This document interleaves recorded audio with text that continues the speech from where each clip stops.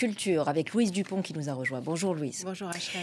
On va commencer évidemment à parler de cette sortie événement, un nouvel album des Rolling Stones, donc aujourd'hui. Oui, ils ont commencé en 1962, ils ont tout vu, tout vécu, ils ont même survécu à la mort de plusieurs d'entre eux, dont le batteur Charlie Watts, et ils sont toujours là, Mick Jagger, Keith Richards, Ron Wood, tous octogénaires ou presque et plus en forme que jamais. On va les voir lors de la fête organisée jeudi soir à New York, justement pour la sortie événement de cet album, la sortie de ce 24e album, c'est le premier de chansons inédites depuis 18 ans, c'est dire s'il était attendu, et on va voir Mick Jagger aux côtés de Lady Gaga. Ils interprètent un des titres de cet album qui s'appelle Sweet Sound of Heaven.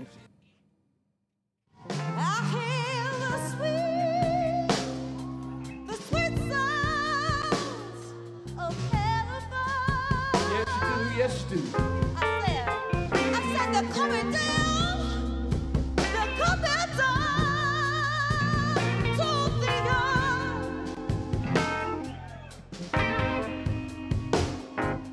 Oh yeah!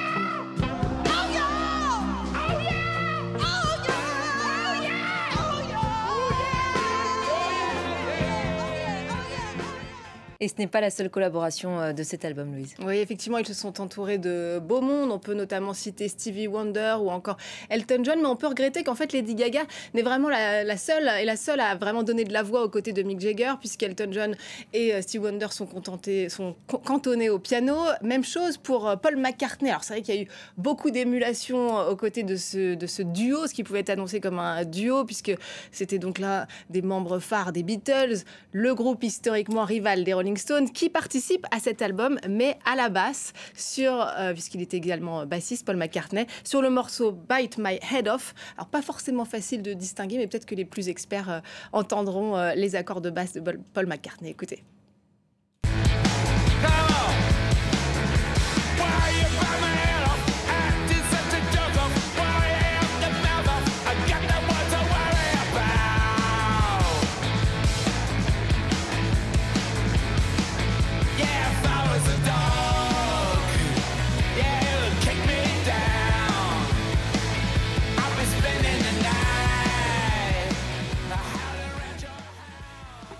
Et que vaut le reste de l'album, Louise? Bon, alors on vient de l'entendre, c'est évidemment très rock, à l'image des Rolling Stones. D'ailleurs, ce 24e album a ouvert avec un titre qui annonce la couleur. C'était le premier single sorti, très énergique et au titre évocateur, Angry, en colère, avec notamment les riffs énervés de Keith Richards.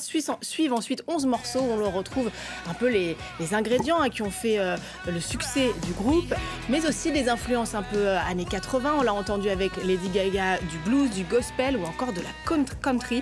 Là encore, les plus experts et les nostalgiques pourront noter le talent de Charlie Watts, puisque 2 titres qui ont été enregistrés avant sa disparition, enregistrés en 2019, figurent donc sur cet album.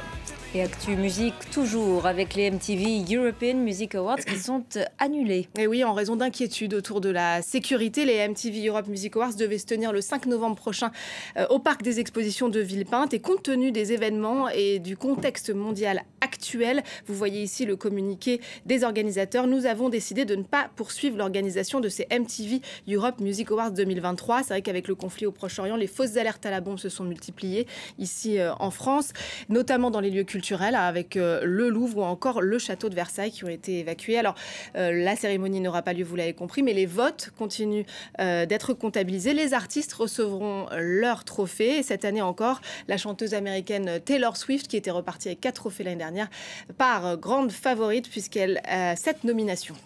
Et on termine avec du cinéma et vos invités aujourd'hui à l'affiche. Exactement, Pio Marmaille et Jonathan Cohen. Alors le premier est un acteur un peu caméléon qu'on avait vu récemment dans Encore de Cédric Klapisch. Le second, c'est le nouveau chouchou de la comédie française. Il nous a fait hurler de rire avec les séries La Flamme ou encore Le Flambeau.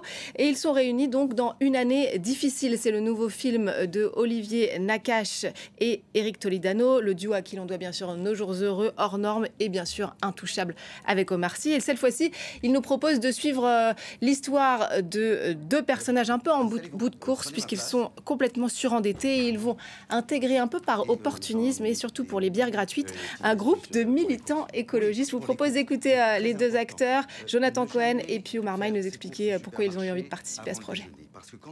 Moi, cette thématique, on va dire que je la connais. J'ai été témoin de plein de gens qui se sont retrouvés dans...